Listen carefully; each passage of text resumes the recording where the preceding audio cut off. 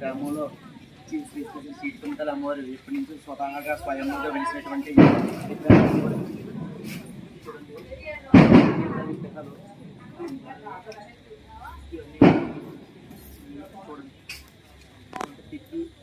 అన్నీ కూడా స్వతహాగా ఎవరు కూడా పెట్టినవి గట్ట కాదు, అన్నీ కూడా అమ్మవారి లీలలతో పుట్టినవే. ఇవన్నీ కూడా ఎవరు కూడా చేయరు, అంతా అమ్మవారి లీలే. తర్వాత ఇక్కడ లోపల కూడా చెట్టు ఇందాక మీకు అందరికీ చూపించాను. ఇవన్నీ కూడా ప్రతి సంవత్సరం పుడతాయి, ఈ సంవత్సరం కాదు ప్రతి సంవత్సరం అలా పుట్టుకొని వస్తూనే ఉంటాయి. అవన్నీ కూడా అమ్మవారి లీల.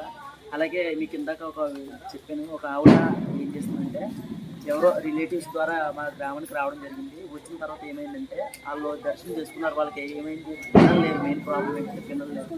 లేకపోతే ఒక అమ్మ చెప్పిందంటే ఎలాగా ఈ అమ్మవారికి ముడుపు కట్టుకుంటే ముక్కు మీకు తప్పనిసరిగా పిల్లలు పడతారని చెప్పిన తర్వాత వాళ్ళు ఏం చేస్తారంటే మొక్కుకొని ముక్కు కట్టి తర్వాత సంవత్సరానికే అమ్మవారి కరుణ చూపి వాళ్ళకి అమ్మాయి కోరుకున్నారు, అమ్మాయినే ఇచ్చింది.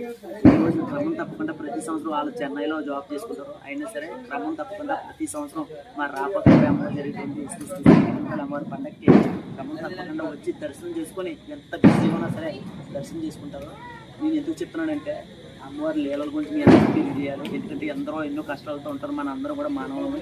మన కష్టాలు తీర్చాలంటే అమ్మవారే మనందరికీ కూడా అంత దైవమే. కాబట్టి అమ్మవారి లీలలు మీకు చెప్తున్నాను. ఎవరైతే కష్టాల్లో ఉన్నారో వాళ్ళందరూ కూడా వచ్చి మరి రాపక్క చీటికంతలు అమ్మవారు పిలిచారు.